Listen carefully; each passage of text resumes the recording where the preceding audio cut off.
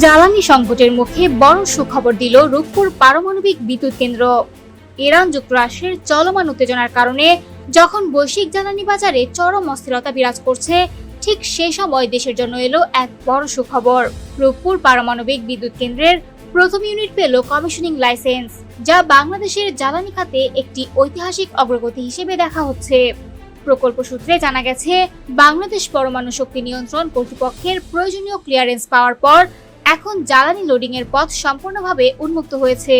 চলতি এপ্রিল মাসের শেষ নাগাদ রূপপুর পারমাণবিক বিদ্যুৎ কেন্দ্রের প্রথম ইউনিটে ইউরেনিয়াম জ্বালানি লোডিং শুরু হওয়ার সম্ভাবনা রয়েছে।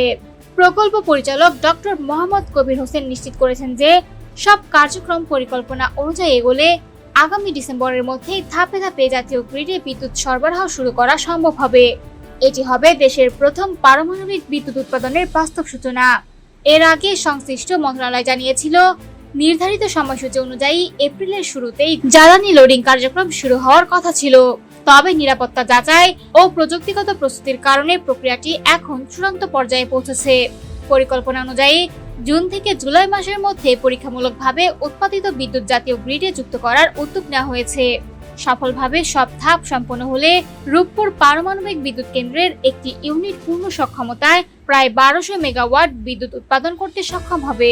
বিশেষজ্ঞদের মতে, এই প্রকল্প চালু হলে দেশের বিদ্যুৎ উৎপাদন ব্যবস্থায় বড় পরিবর্তন আসবে এবং দীর্ঘমেয়াদে জ্বালানি নিরাপত্তা নিশ্চিত করতে গুরুত্বপূর্ণ ভূমিকা রাখবে। সব মিলিয়ে বৈশ্বিক জ্বালানি অস্থিরতার মধ্যেও রূপপুর পারমাণবিক বিদ্যুৎ কেন্দ্রের অগ্রগতি বাংলাদেশের জন্য এক বড় সম্ভাবনার দ্বার খুলে দিয়েছে।